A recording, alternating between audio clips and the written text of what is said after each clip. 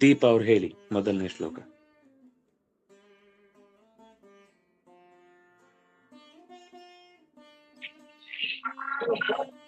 शेषप्रीत्य प्रजातु सुमहितमहिमां श्रीहनुमान् निदेशात् रामस्योलङ्घिताब्धि सहरिरतगत सेतुनापिष्टदुष्ट द्युबृह्णि रावणारिं पुरगमरुदयं पूजयित्वा ससीतं पश्चन् किं पूरुषे तं सततमपि मुख्यो वताम्नाम्.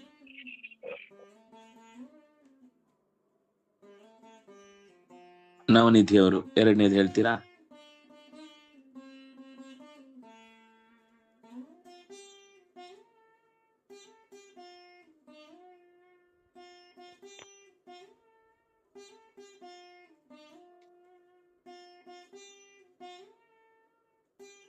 ರೂಪ ಅವರು ಎರಡನೇದು ಓದ್ತೀರಾ?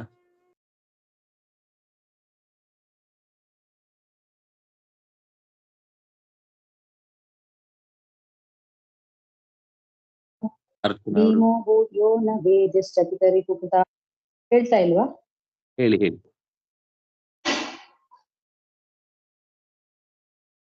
ಹೇಳಿ. ಭೀಮೋ ಭೂತ್ಯೋ ನ ಭೇದಶ್ಚಕಿತರಿಪೂಕೃತಾಪತ್ಪ್ರಕಾರಿ ಸಲೀಲಂ ರಕ್ಷೋಘ್ನ ಪ್ರಾಪ್ತ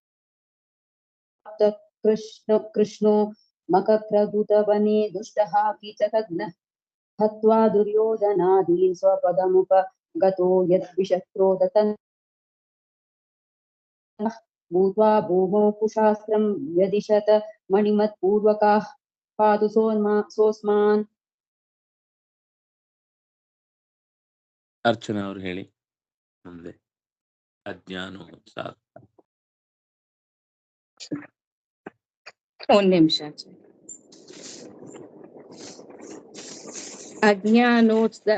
ಅಜ್ಞಾನೋತ್ಸನಾರ್ಥಂ ಸುರವರ ವಚನ ಸೂಚಿತೋ ರೂಪ್ಯಭರ್ತಾ ಜಾತೋ ಮದ್ಯಾಲಯಾರ್ಯ ದುರ್ಮತಿ ತಪಸೋ ವಾಸುದೇವಾಭಿಧಾನಃ ಗೋದಾತ್ರೇ ಮೋಕ್ಷದಾತಾ ರಜತಪತಿಪದಾ ಸೇವಕೋ ಭೂತಭರ್ತಾ ಮಾನ್ಯಃ ಪ್ರಾಣಾಃ ಕುಳಿತೈರಪಿ ನಿಜ ಸಹಜ ತರ್ಪಿತ ಪೀಯತಾಂ ಮೇ.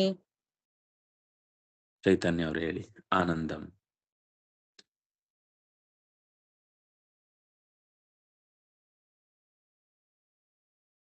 ಆನಂದಂ ಮಂದಹಾಸಾಮೃತರಸಕಲಯ ಸಂದಧಾನಾ ಪ್ರಜಾನಾಂ ಆಸ್ಯೇಂದೋಷೋಭಮಾನೈರಪಿ ಕಲವಚನೈರ್ಬಾಲಲೀಲಾವಿಲಾಸೈ ಗೋಪುಚ್ಛಲಂಬನಾदैर्वृषपतिविहितापत्प्रणोदी प्रणुद्यात् अज्ञानाद्यापदं मे स्वयमिव भगवान् वासुदेवासुदेव. ವಾಸುದೇವೋಸುದೇವಃ. ವಾಸುದೇವೋಸುದೇವ. ಸುಧಾ ಅವರು ಹೇಳಿ. ಏಕಾಕಿ ಯೋಜನಾಭ್ಯಾಂ ವ್ಯವಹಿತಮಗಮಧ್ಯಸ್ತ್ರಿವಶೋ ಮರೌಕೋ ಯೋ ಲಾಳ್ಯೋ ಲೋಕಮಾತ್ರಾತ್ ಸ್ವಲಿಪಿ ಪರಿಚಯೇ ತಾತ ವಿಸ್ಮೇರತಾಕೃತ್ ಪ್ರಾಜ್ಞಂ ಮನ್ಯಂ ಶಿವಾಖ್ಯಂ ಪರಿಷದಿ ಜಿತವಾನ್ ಶಾಖಿನಾಮಾರ್ಥಮೂಚೆ ದುರ್ಗಂ ಪಿತ್ರೋಪನೀತಃ ಸುರವರಮಹಿತೋ ಮಹ್ಯತಾಮೇವ ಚೋಭಿಃ. ಸುಪ್ರಿಯರು ಓದ್ತೀರಾ?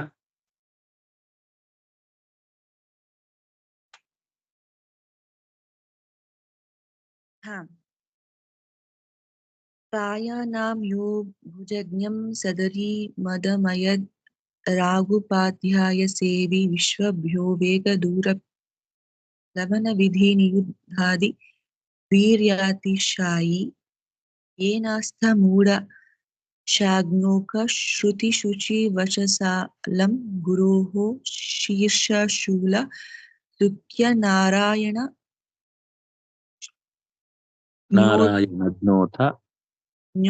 य उपनिषदं ವ್ಯಾಖ್ಯತಾಸ್ಮೈ ಸುರತ್ಯಾಹ.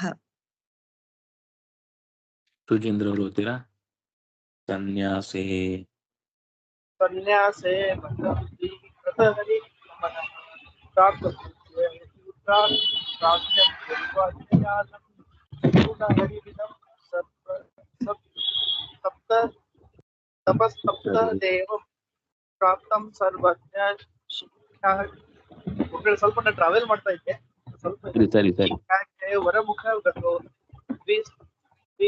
ಸ್ವತಾತಂ ನಿಷೇಧ್ಯ ಪ್ರಾಪ್ತಂ ಚಾನುತ್ತರಯೋ ವ್ಯದಿತ ಸಹಜವಾನ್ ಮಾತರಂ ಚಾವತಾನ್ಮಾನ್ಮ. ಪೂರ್ಣ ಪ್ರಜ್ಞಾಖ್ಯ ಆಸೀತಿ ಕುಲತಿಲಕೋ ಯಃ ಶುಭಾಚಾರ ಈಶ ಪ್ರತ್ತೋಸ್ಮಾ ಈಶ್ವರಾಜ್ಞಾ ಕಥಸುರ ಸರಿತಿ ಸ್ನಾನ ಕೃಜ್ಜೈತ್ರಪತ್ರ ದುಷ್ಪದ್ಯಚ್ಚಿಚ್ಛಲೋಕೆ ಪ್ರವಚನ ಚತುರಃ ಸತ್ಪುರಾಣೇತಿಹಾಸಸ್ಯೋಕ್ತೋ ಮೇಧಾ ಪ್ರದರ್ಶಿ ದಿಶತು ಶುಭದೃಶಂ ಮಹ್ಯಮೃಜ್ವಗ್ರಣೀ ಸಹ ಸಾಕ್ಷಾದಾನಂದತೀರ್ಥೋ ನಿಮಿತಿರುರುಜಿತ್ ಯೋ ನುಮಾ ತೀರ್ಥನಾಮ ಬುದ್ಧ್ಯಬ್ಧಿಂ ವಾದಿಸಿಂಹಂ ಸಪದಿ ವಿಚಿತವಾನ್ ದುಷ್ಟಭಾಷ್ಯಾಪನೋದಿ ಅಚ್ಛೇದ್ಯೋಕ್ತಿ ಪ್ರಮೋದಂ ಪಿತುರಪಿ ಕೃತವಾನ್ ನರ್ಮಗರ್ಭಂ ಗುರುಕ್ತೋ ಭಾಷ್ಯಂ ಕರ್ತುಂ ಹ್ಯವೋಚತ್ ಪ್ರಿಯಸಖಯತಯೇ ಸೂತ್ರಭಾವಂ ಸಮಾವ್ಯಾತ್ ಯಾಮ್ಯಾಶಾಂ ಯಾನ್ ಪ್ರಭೋಕ್ತಾ ಬಹುಫಲಸಮಿತೆ ಕ್ಷೀರಿಣೀಂ ಪ್ರೇಕ್ಷಯಾಂತೀಂ ಸ್ಯಾನಂದೂರಂ ಚ ದೈತ್ಯಂ ಸಪದಿ ವಿಚಿತವಾನ್ ಫಾಲ್ಗುನಂ ತೀರ್ಥಮಾಪ್ತಃ ಸೇತುಂ ಚಾತ್ರಾಪಿ ಹಾಸ್ಯಂ ಕಲಮಥ ಕೃತವಾನ್ ಸರ್ವಜಿದ್ರಂಗನಾಥಂ ನತ್ವಾ ಯಾನ್ ವಿಶ್ವವಂದ್ಯೋ ಹ್ಯುಪನದಿ ವಿಬುಧೌ ಕಸ್ಯ ವೇನ್ಮಾಂ ಸಧನ್ಯ ವಿಶ್ವಾದೀನಾಂ ಶತಾರ್ಥ ಪ್ರವಚನ ಚತುರೋ ದಾನ ಸೂಕ್ತಾರ್ಥವಾದಿ ದಿವ್ಯ ಜ್ಞಾನ ಪ್ರದರ್ಶಿ ಸಕಲ ಜಿದಖಿಲ ಜ್ಞಾಭಿತಃ ಪ್ರಾಪ್ತರೂಪ್ಯಃ ಭೀಮೋ ವಾ ಭೀಮಸಂದಃ ಖಲಕುಲದಮನೆ ಗೀತಿಕಾ ಭಾಷ್ಯಕಾರಿ ಗುರುವರ್ಚಿ ಯಾನುದೀಚಿ ಮಮ ಮನಸಿ ಲಸೇತ್ ತೀರ್ಥಶೋಧಿ ಸಮಧ್ವ. ವಿಷ್ಣುಮಂಗಲಾದಿ ಜಾಗಗಳಿಗೆ ಹೋಗಿ ಉಂಡ ಮೇಲೆ ತಂದುಕೊಟ್ಟ 100 ಬಾಳೆಹಣ್ಣುಗಳನ್ನು ಜೀರ್ಣಿಸಿಕೊಂಡ್ರು. ಪಯಸ್ವಿನಿಯ ನದಿಯಲ್ಲಿ ನಿಂತು ಮುಂದೆ ಅವತಾರ ಮಾಡಿ ಬರ್ಲಿಕ್ಕಿರುವಂತಹ ದುರ್ಗೆಯನ್ನ ನೆನೆದು ಅನಂತ ಶಯನಕ್ಕೆ ಹೋದ್ರು. ದಾರಿಯಲ್ಲಿ ಸಿಕ್ಕಿದ ಅನೇಕ ಪ್ರತಿವಾದಿಗಳನ್ನ ಸೋಲಿಸಿ ಅನಂತ ಶಯನದ ಮೂಲ ಒಬ್ರು ಅದರ ಪೂರ್ವ ಸನ್ಯಾಸಿಗಳನ್ನ ಕ್ಷಣಾರ್ಧದಲ್ಲಿ ಸೋಲಿಸಿ ಅಲ್ಲಿಯ ಜನರಿಂದಲೇನೆ ಉಧೋ ಅಂತ ಹೊಗಳಿಸಿಕೊಂಡ್ರು. ಕನ್ಯಕಾ ತೀರ್ಥದಲ್ಲಿ ಮತ್ತು ರಾಮಸೇತುವಿನಲ್ಲಿ ಮುಳುಗಿ ಸ್ನಾನ ಮಾಡಿ ಮತ್ತೆ ಅಲ್ಲಿ ಎದುರಾದ ಒಬ್ಬ ಯತಿಯನ್ನ ಪರಿಹಾಸದಿಂದಲೇ ನಿವಾರಣೆ ಮಾಡಿದ್ರು. ಸೇತುವಿನಲ್ಲೇ ಚಾತುರ್ಮಾಸ್ಯಕ್ಕೆ ಕುಳಿತು ವಾದಕ್ಕೆ ಬಂದ 4 ತಿಂಗಳ ಅವಧಿಯಲ್ಲಿ ಬಂದ ಪಂಡಿತರನ್ನೆಲ್ಲ ತಿದ್ದಿದ್ರು, ಗೆದ್ರು, ಮನಸ್ಸು ಗೆದ್ರು. ಶ್ರೀರಂಗಕ್ಕೆ ಬಂದ್ರು, ರಂಗನಾಥ ಸ್ವಾಮಿಯನ್ನ ಕಂಡ್ರು. ಉತ್ತರಾಭಿಮುಖವಾಗಿ ಮತ್ತೆ ಪ್ರಯಾಣಿಸಿ ಪಯಸ್ವಿನಿ ನದಿಯ ಹತ್ತಿರಕ್ಕೆ ಬಂದು ಅಲ್ಲೊಂದು ದೇವಾಲಯದಲ್ಲಿ ಉಳ್ಕೊಂಡ್ರು. ಆ ಪರಿಸರದ ಮಂದಿ ಆಚಾರ್ಯರು ಬಂದದ್ದನ್ನ ಕಂಡು ಅಪೂರ್ವ ವ್ಯಕ್ತಿ ಅಂತ ಗುರುತಿಸಿ ಜಗತ್ತನ್ನೇ ಗೆದೆಯಬಲ್ಲ ಆತ್ಮವಿಶ್ವಾಸವನ್ನ ಸೂಸುವಂತಹ ಮುಗುಳುನಗೆಯನ್ನ ಕಂಡು ಆಚಾರ್ಯರಿಗೆ ಶರಣಾದ್ರು. ಅಂತಹ ಮುಗುಳುನಗೆಯ ಆಚಾರ್ಯರು ನಮ್ಮನ್ನು ಕೂಡ ರಕ್ಷಿಸಲಿ. ಹೀಗೆ ಆ ದೇವಸ್ಥಾನದಲ್ಲಿ ವಿಷ್ಣು ಸಹಸ್ರನಾಮದ ಒಂದೊಂದು ನಾಮಕ್ಕೂ 100 ಅರ್ಥ ಇದೆ ಅನ್ನೋದನ್ನ ವಿವರಿಸಿ ಪಂಡಿತರು ಕೇಳಿದ್ದಕ್ಕೆ ಉತ್ತರ ಕೊಟ್ಟರು. ಕೇರಳದ ಇನ್ನೊಂದು ಕಡೆಯಲ್ಲಿ ದಾನ ಸೂಕ್ತವನ್ನು ವಿವರಿಸುವಾಗ ಪಂಡಿತರೆಲ್ಲ ಮೆಚ್ಚಿಕೊಂಡ್ರು. ಋಗ್ವೇದದ ಮಂತ್ರಕ್ಕೆ ಅರ್ಥವನ್ನ ಹೇಳುವಾಗ ಅಪಾಲ ಶಬ್ದದ ಅರ್ಥವನ್ನು ಕೂಡ ಆವಿಷ್ಕರಿಸಿ ಮುಂದೆ ಅಲ್ಲಿ ಒಬ್ಬ ವೇದಜ್ಞ ಬರ್ತಾನೆ, ಅವನಲ್ಲೂ ಕೂಡ ಕೇಳಿ ಇದೇ ಅರ್ಥವನ್ನ ಅವ್ರು ಹೇಳ್ತಾರೆ ಅಂತಂದ್ರೆ ನಿಮಗೆ ಆಗ ನಂಬಿಕೆ ಬರುತ್ತೆ ಅಂತ ಹೇಳಿ ಮುಂದಕ್ಕೆ ಹೋದಾಗ ಜನಕ್ಕೆಲ್ಲ ಆಶ್ಚರ್ಯ. ಮುಂದೊಬ್ಬ ವೇದಜ್ಞ ಬಂದು ಅದೇ ಮಂತ್ರಕ್ಕೆ ಅರ್ಥವನ್ನ ಹೇಳಿ ಹೊರಟು ಹೋದ. ಹೀಗೆ ಕಣಿ ಹೇಳುವ ಶಕ್ತಿ, ವಾದದಲ್ಲಿ ಪಂಡಿತರನ್ನು ಗೆಲ್ಲುವ ಶಕ್ತಿ, ಇವರು ಸರ್ವಜ್ಞನೇ ಇರಬೇಕು ಅಂತ ಜನರಿಗೆ ಅರಿವಾಯಿತು.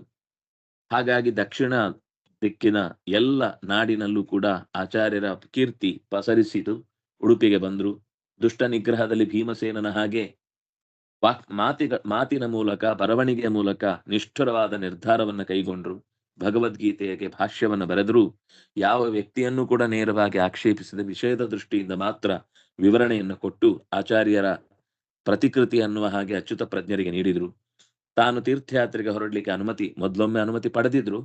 ಆಗ ಸ್ವತಃ ಅನಂತಾಸನದ ದೇವರೇ ನೀನು ಹೋಗ್ಬೇಡ, ನಿನಗೆ ನಾನೇ ಬರ್ತೇನೆ ಅಂತ ಗಂಗೆಯನ್ನೇ ಮಧ್ವ ಸರೋವರದಲ್ಲಿ, ಅದು ಆವತ್ತಿನಿಂದ ಮಧ್ವ ಸರೋವರ ಆಯಿತು ಅಂತ. ಅಲ್ಲಿಯ ತನಕ ಅದಕ್ಕೆ ಅನಂತ ತೀರ್ಥ ಅಂತ ಹೆಸರಿತ್ತು.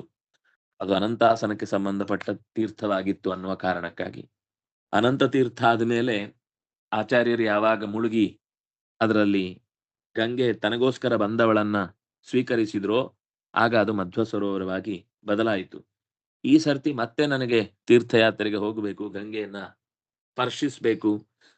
ತೀರ್ಥೀಕುರುವಂತೆ ತೀರ್ಥಾನಿ, ಗಂಗೆಯನ್ನ ಸ್ಮರಣೆ ಮಾಡುವುದು ಅಥವಾ ಗಂಗೆಯಲ್ಲಿ ಮುಳುಗುವುದು ಯಾಕೆ ಅಂದ್ರೆ ಭಗವಂತನ ಗುಣಗಳನ್ನ ಹೊತ್ತು ಓಡಾಡ್ತಾಳೆ ಅಂತ. ಗಂಗೆಯಲ್ಲಿ ತಾನು ಮುಳುಗಿದ್ರಿಂದ ಗಂಗೆಗೆ ಪಾವಿತ್ರ್ಯ ಬರುತ್ತೆ ಹೊರತು ಆಚಾರ್ಯರಿಗೆ ಆ ವಿಶೇಷವಾದ ಶುದ್ಧಿ ಅಂತ ಏನಲ್ಲ. ಯಾಕೆಂದ್ರೆ ಅದನ್ನ ಆಚಾರ್ಯರು ಅನೇಕ ಕಡೆ ನಡೆದು ತೋರಿಸಿದ್ದಾರೆ. ಮುಂದೆ ಬರುತ್ತೆ ಒಂದು ಕಥೆಯಲ್ಲಿ. ಹೀಗೆ ಸರ್ವ ತೀರ್ಥಗಳಲ್ಲಿ ಶಾಸ್ತ್ರಗಳಲ್ಲಿ ನಿರಂತರ ತಾನು ಕೈ ಹಾಕಿ ಮುಳುಗಿ ಆ ತೀರ್ಥವನ್ನ, ತೀರ್ಥ ಅಂದ್ರೆ ಶಾಸ್ತ್ರ ಅಂತನೂ ಅರ್ಥ, ತೀರ್ಥ ಅಂದ್ರೆ ಸರೋವರ ಅಂತನೂ ಅರ್ಥ, ಜಲ ಅಂತನೂ ಅರ್ಥ, ಎಲ್ಲಿ ಮುಳುಗ್ತಾರೋ ಆ ಕ್ಷೇತ್ರವನ್ನ ಪರಿಶುದ್ಧಿಗೊಳಿಸುವುದು ಅಂತನ್ನುವರ ಅಭಿಪ್ರಾಯ ಅದು ಸರಿ ಹೋಯ್ತು. ಮುಂದೆ ಗಂಗಾ ತಾರಿ ಸುಕರ್ಮೋಪಗತ ಬದರಿಕಾಂತೋತ್ರ ನಾರಾಯಣಂ ಯೋ ನತ್ವೈಕಾಂತೆ ಸಮುದ್ಯತ್ ಪ್ರವಚನ ಕೃತತೋ ಸತ್ತಪಃ ಕೃಷ್ಣನುನ್ನಃ ಆಪ್ತೇಭ್ಯಃ ಕಾರ್ಯಲೇಖಿ ಸ್ವಮನುಗತ ನಿಜ ಪ್ರೇರಕ ಪಾಣಿಮಾತ್ರಾತ್ ಮಾರುತ್ಯಾಭ ಪ್ರಪಶ್ಯನ್ ಹರಿಮಪಿ ಗಿರಿಣಾ ಸಾರ್ಧಮೃದ್ಯೈ ಸಮೇ ಸ್ಯಾತ್. ಗಂಗಾತಾರಿ, ಗಂಗೆಯನ್ನ ದಾಟಿದ್ರು. ಸುಕರ್ಮೋಪಗತ ಬದರಿಕಾಂತೋತ್ರ ನಾರಾಯಣಂ ಯೋ,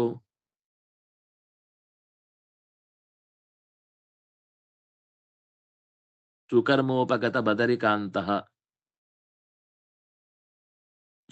ಒಳ್ಳೆಯ ಕರ್ಮಗಳಿಂದ, ಸುಕರ್ಮ ಉತ್ತಮವಾದ ಕರ್ಮಗಳಿಂದ ಬದರಿಯ ಸಜ್ಜನರನ್ನೆಲ್ಲ ಕಾಂತ ಆಕರ್ಷಿಸಿದ್ರು, ಸಂತಸಪಡಿಸಿದ್ರು.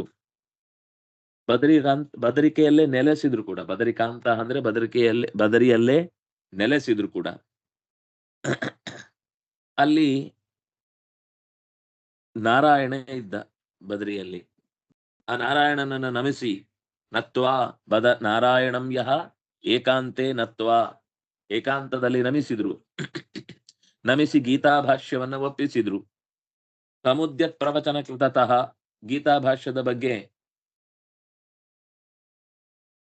ಬರವಣಿಗೆಯ ಬಗ್ಗೆ, ಆಚಾರ್ಯರ ಬರವಣಿಗೆಯ ಶೈಲಿಯಾಗ್ಲಿ ವೈಶಿಷ್ಟ್ಯ ಆಗ್ಲಿ ಇದನ್ನ ಕಂಡು ತಾನೇ ಬಾಯಿ ತುಂಬ ಹೊಗಳಿ ಮೆಚ್ಚುಗೆ ಆಯಿತು ಅಂತ ಅಭಿಪ್ರಾಯವನ್ನು ವ್ಯಕ್ತಪಡಿಸಿದ್ರು.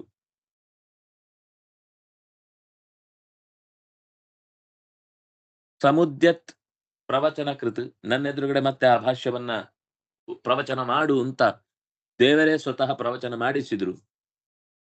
ಶಿಷ್ಯರೆಲ್ಲ ಮಲಗಿದ್ರು. ನಟ್ಟಿರುಳು ಪ್ರವಚನದ ನಾದದಿಂದ ಭಗವಂತನ ಅಬ್ಬಾ ಏನ್ ಚೆನ್ನಾಗಿದೆ ಅಂತ ನೆಲವನ್ನ ಬಡೆದು ಹೇಳಿದಂತಹ ಸತ್ತಪ ಕೃಷ್ಣನುನ್ನಃ ಆಪ್ತೇಭ್ಯ ಕಾರ್ಯಲೇಖಿ ಸತ್ತಪಾಹ. ಆಚಾರ್ಯರು ಒಳ್ಳೆಯ ಶ್ರದ್ಧೆಯಿಂದ ದೇವರಿಗೆ ಪ್ರವಚನ ಒಪ್ಪಿಸುವುದು ಅನ್ನುವ, ಆಚಾರ್ಯರು ಬೇರೆ ಯಾರಿಗೋಸ್ಕರನೂ ಅಲ್ಲದೆ ದೇವರಿಗೋಸ್ಕರ ಹೇಳಿದ್ರೆ ಅದರಿಂದಾಗಿ ಲೋಕದಲ್ಲಿ ಅದು ಹೆಚ್ಚು ಅರ್ಥವತ್ತಾಗಿ ಬೆಳೆಯಿತು. ನಾವು ಮಾಡುವ ಪ್ರತಿಯೊಂದು ಕೆಲಸವೂ ದೇವರಿಗಾಗಿ ಅನ್ನುವ ಎಚ್ಚರ ಇರಬೇಕು. ಅದು ಎಚ್ಚರ ತಪ್ಪಿದ ದಿವಸ ನಾವು ನಮ್ಮ ಎಲ್ಲ ಸತ್ವವನ್ನು ಕಳ್ಕೊಳ್ತೇವೆ. ಎಲ್ಲಿಯ ತನಕ ಎಚ್ಚರ ಇರುತ್ತೋ ಆಗ ಪ್ರತಿಯೊಂದು ಕೆಲಸಕ್ಕೂ ಅರ್ಥ ಬರುತ್ತೆ. ನಾವು ಯಾರನ್ನಾದ್ರೂ ದ್ವೇಷಿಸ್ತೇವೆ ಅನ್ನೋದನ್ನ ದೇವರಿಗೋಸ್ಕರ ಮಾಡ್ಲಿಕ್ಕಾಗಲ್ಲ. ನಾವೇನಾದ್ರೂ ಕಳ್ಳತನ ಮಾಡ್ತೇವೆ ಅನ್ನೋದನ್ನ ದೇವರಿಗೋಸ್ಕರ ಕಳ್ಳತನ ಮಾಡ್ತೇವೆ ಅಂತ ಹೇಳಿಕ್ಕೆ ದೇವರು ಹೇಳಲೇ ಇಲ್ಲ. ನನಗೆ ನೀನು 20 ಲಕ್ಷದ್ದೇ ಏನು ಬ್ರಹ್ಮೋತ್ಸವ ಕೊಡಬೇಕು ಅಂತ ಎಲ್ಲೂ ಹೇಳಲಿಲ್ಲ. ನಿನಗೆ ನಿನ್ನ ದೇಹವೇ ಬ್ರಹ್ಮರಥ, ಅದ್ರಲ್ಲಿ ನನ್ನನ್ನು ಇಟ್ಕೊಂಡು ಭಕ್ತಿಯಿಂದ ತಿರುಗು, ನನಗೆ ಬ್ರಹ್ಮರಥೋತ್ಸವ ಆಗತ್ತೆ ಎಂದ. ಅದರಿಂದಾಗಿ ನಾವು ದೇವರಿಗೋಸ್ಕರ ಯಾವ ಅನ್ಯಾಯವನ್ನು ಮಾಡ್ಬೇಕಾಗಿಲ್ಲ. ಅನ್ಯಾಯ ಮಾಡ್ತಾ ಇದ್ದೇವೆ ಅಂದ್ರೆ ಅದು ದೇವರ ವಸ್ತು ಅಂತ ನಮ್ಗೆ ಗೊತ್ತಿಲ್ಲ, ಅದು ದೇವರ ಹೇಳಿಕೆ ಅಂತ ಗೊತ್ತಿಲ್ಲ, ಅಥವಾ ದೇವರ ಪ್ರತಿಕ್ರಿಯೆಯಿಂದ ಆ ವ್ಯಕ್ತಿ ಅಂಥ ಕಾರ್ಯರೂಪಕ್ಕೆ ಬಂದಿದ್ದಾನೆ ಅನ್ನುವುದು ನಮಗೆ ತಲೆಯಲ್ಲಿ ಉಳಿದಿಲ್ಲ ಅಂತ ಅರ್ಥ. ಹಾಗಾಗಿ ಆಚಾರ್ಯರು ಒಬ್ಬರೇ, ಮಧ್ವಾಚಾರ್ಯರು ಒಬ್ಬರೇ ದೇವರ ಮುಂದೆ ಇಡೀ ಗೀತೆಯ ಭಾಷ್ಯವನ್ನ ವ್ಯಾಖ್ಯಾನ ಮಾಡಿದ್ರು. ಶಿಷ್ಯರೆಲ್ಲ ಮಲಗಿದ್ರು. ದೇವರಿಗೆ ಸಂತೋಷ ಆಗಿ ನೆಲವನ್ನ ಬಡಿದ್ರು. ಅಬ್ಬಾ, ಏನ್ ಚೆನ್ನಾಗಿ ಹೇಳ್ತಾ ಇದ್ದಿ ನೀನು. ಹಾಗೆ ಎಚ್ಚರ ಆಯ್ತಂತೆ ಶಬ್ದ ಕೇಳಿ ಹುಡುಗರಿಗೆಲ್ಲ. ಎಚ್ಚರ ಆದ್ರೆ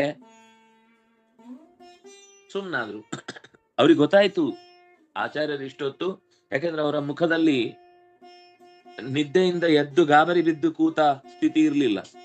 ಅಷ್ಟು ಹೊತ್ತು ಆ ವಾತಾವರಣದಲ್ಲಿ ಆ ಶಾಸ್ತ್ರದ ನಾದ ತುಂಬಿ ತುಳುಕ್ತಾ ಇದ್ದದ್ರಿಂದ ಶಿಷ್ಯರೆಲ್ಲ ಆಶ್ಚರ್ಯದಿಂದ ಆಚಾರ್ಯರನ್ನ, ಎಂಥ ಎತ್ತರದ ವ್ಯಕ್ತಿತ್ವ, ಅಲ್ಲಿ ಯಾರೋ ಇದ್ರು ಕೇಳಿಸ್ಕೊಂಡ್ರು. ಅದ ಅಷ್ಟು ಕೂಡ ಅವರಿಗೂ ಅರ್ಥ ಆಗಿದೆ, ಭಗವಂತನೇ ಇಲ್ಲಿ ಕೂತು ಕೇಳಿಸಿಕೊಂಡಿದ್ದಾನೆ ಅಂತ. ಆ ಬಳಿಕ ಗಂಗೆಯಲ್ಲಿ ಸಪ್ತಪಾಹ, ಗಂಗೆಯಲ್ಲಿ ಸ್ನಾನ ಮಾಡಿದ್ರು. ಅದೇನು, ಬೆಳಗ್ಗೆ 4 ಗಂಟೆಗೆ ಶೀತಲ ಗಂಗೆಯಲ್ಲಿ ಸ್ನಾನ ಮಾಡುವುದು ಅಂದ್ರೆ ಎಂಟದೇ ಬೇಕು. ಕೈ ಇಡ್ಲಿಕ್ಕೆನೆ ಬೆದರ್ತಾರೆ. 1 ದಿವಸ ಆದ್ರೆ 2ನೇ ದಿವಸಕ್ಕೆ ಬೇಡ ಅಂತಾರೆ, 3ನೇ ದಿವಸ ಸಾಧ್ಯವೇ ಇಲ್ಲ ಅಂತಾರೆ, 5ನೇ ದಿವಸಕ್ಕೆ ಓಡಿ ಬರ್ತಾರೆ. ಅಂತದ್ರಲ್ಲಿ 48 ದಿವಸಗಳ ಕಾಲ ನಿರಂತರ ಕಾಷ್ಠ ಮೌನ. ತನಗೆ ಏನೋ ಬೇಕು ಅಂತ ಕೇಳಲಿಕ್ಕಿಲ್ಲ, ಅದು ಸರಿ ಹೋಗ್ಲಿಲ್ಲ ಬೇಡ ಅಂತ ಆಸನ ತೆಗೆದುಹಾಕು, ಬಟ್ಟೆ ಬೇಕು, ಚಂಡಿ ಇಡ್ಬೇಡ, ಏನೂ ಹೇಳಲಿಕ್ಕಿಲ್ಲ. ಕಾಷ್ಠ ಅಂದ್ರೆ ಕಟ್ಟಿಗೆ, ಕಟ್ಟಿಗೆಯ ಹಾಗೇನೆ ಬದುಕುದು 48 ದಿವಸ. ಅಲ್ಲಾಡ್ಲಿಕ್ಕಿಲ್ಲ ಅಂದ್ರೆ ನಮ್ ಕೆಲಸ ನಾವು ಮಾಡ್ಬೋದು, ಆದ್ರೆ ನಾವು ಇನ್ನೊಬ್ರಿಗೆ ಏನನ್ನು ಹೇಳುವ ಹಾಗಿಲ್ಲ, ಇನ್ನೊಬ್ರಿಂದ ಏನೋ ಬೇಕು ಅಂತ ಕೇಳಿಸಿಕೊಳ್ಳುವ ಹಾಗೂ ಇಲ್ಲ. ಹಾಗೆ ಮೌನ, ಕಣ್ಣು ಮೌನ, ಬಾಯು ಮೌನ, ಕೈಕಾಟವು ಮೌನ. ಅದು ಬೇಡ ಇದು ಅಂತ ಕೈ ತೋರಿಸಿ ಹೇಳಲಿಕ್ಕೂ ಇಲ್ಲ. ಮೌನ ಅಂದ್ರೆ ಎಲ್ಲ ಅರ್ಥದಲ್ಲಿ ಮೌನ. ಶಿಷ್ಯನೇ ಏನು ಬೇಕು ಗುರುಗಳಿಗೆ ಅಂತ ಸರಿಯಾದ ಕಾಲಕ್ಕೆ ಅದನ್ನು ನೋಡಿ ತಂದು ಕೊಟ್ರೆ, ಅದು ಅಲ್ಲಿ ಇಟ್ರೆ, ಅದವರ ಕಾಲಕ್ಕಿದ್ರೆ ಅದನ್ನು ಸ್ವೀಕರಿಸ್ತಾರೆ. ಇಲ್ಲ ಅಂದ್ರೆ ಅದನ್ನು ನೋಡುವುದು ಇಲ್ಲ, ಅದನ್ನು ಕೇಳುವುದು ಇಲ್ಲ, ಅದನ್ನು ಮಾಡುವುದು ಇಲ್ಲ. ಆಯ್ತು. ಹಾಗೆ 48 ದಿವಸಗಳ ಕಾಷ್ಠ ಮೌನ. ಆಮೇಲೆ ಇದನ್ನ ವಿದ್ಯಾಮಾನ್ಯ ತೀರ್ಥರು ಕೂಡ ಅದೇ ರೀತಿ ನಡೆಸಿದ್ರು ಅನ್ನೋದನ್ನ ಅವರ ಬದುಕು ಇತಿಹಾಸ ಹೇಳುತ್ತೆ. ಹಾಗೆ ಮೌನದಿಂದ ಇದ್ದು 48 ದಿವಸ ಸೇವೆ ಮಾಡಿದ್ರು, ಬದರಿನಾರಾಯಣನ ಸೇವೆ ಮಾಡಿದ್ರು ಅಂತ. ಅಂತಹ ಉಪವಾಸದ ಕಠಿಣ ವ್ರತಗಳಿಂದ ಭಗವಂತನನ್ನ ಮೆಚ್ಚಿಸಿದ್ರು. ಅವರು ಮೆಚ್ಚಿಸುವುದು ಅಂದ್ರೆ ದೇವರಿಗೆ ಹಾಗೆ ಮಾಡಿದ್ರೆ ಮಾತ್ರ ಮೆಚ್ಚುಗೆ ಆಗುದಲ್ಲ. ನಾನು ದೇವರಿಗೋಸ್ಕರ ಎಂತ ಎಕ್ಸ್ಟ್ರೀಮ್ಗಾದ್ರೂ ಹೋಗ್ತೇನೆ, ಅದರ ಅರ್ಥ ನಾನು ದೇವರಿಗೋಸ್ಕರ ಏನನ್ನಾದ್ರೂ ತ್ಯಾಗ ಮಾಡ್ತೇನೆ. ತ್ಯಾಗೇನೈಕೇನ ಅಮೃತತ್ವಂ ಆನಶುಹು. ನೀನು ದೊಡ್ಡವನು ಅಂತಾದಾಗ ನಿನಗೋಸ್ಕರ ಇದೆಲ್ಲ ತ್ಯಾಗ ಮಾಡ್ತೇನೆ ಅಂತ ನನಗೆ ದೊಡ್ಡದೇ ಅಲ್ಲ. ನೀನು ಕೊಟ್ಟ ಶರೀರ, ನೀನು ಕೊಟ್ಟ ಸಂಪತ್ತು, ಅದಕ್ಕೋಸ್ಕರ ನಿನಗೋಸ್ಕರನೇ ವಿನಿಯೋಗ ಮಾಡ್ತೇನೆ ಅನ್ನುವ ಎಚ್ಚರವನ್ನ ವ್ರತದಿಂದ ತೋರಿಸಿದ್ರು. ರಾತ್ರಿ ಕಾಣಿಸಿಕೊಂಡ ವ್ಯಾಸದೇವರ ಆಜ್ಞೆಯಂತೆ ಅವರ ಆಶ್ರಮಕ್ಕೆ ಹೋದ್ರು. ಶಿಷ್ಯರ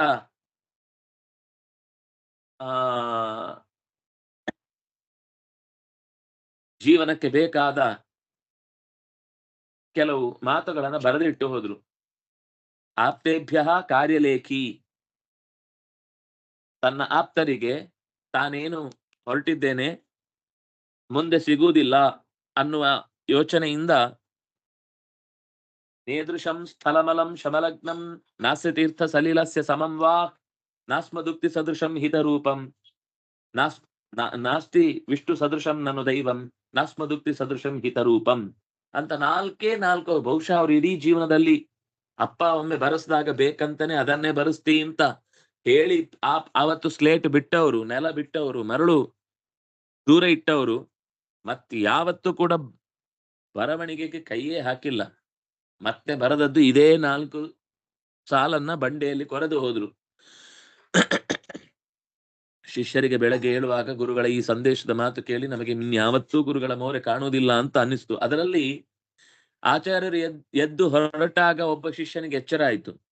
ತ್ವಮನುಗತ ನಿಜ ಪ್ರೇರಕಃ ಪಾಣಿ ಮಾತ್ರಾತ್.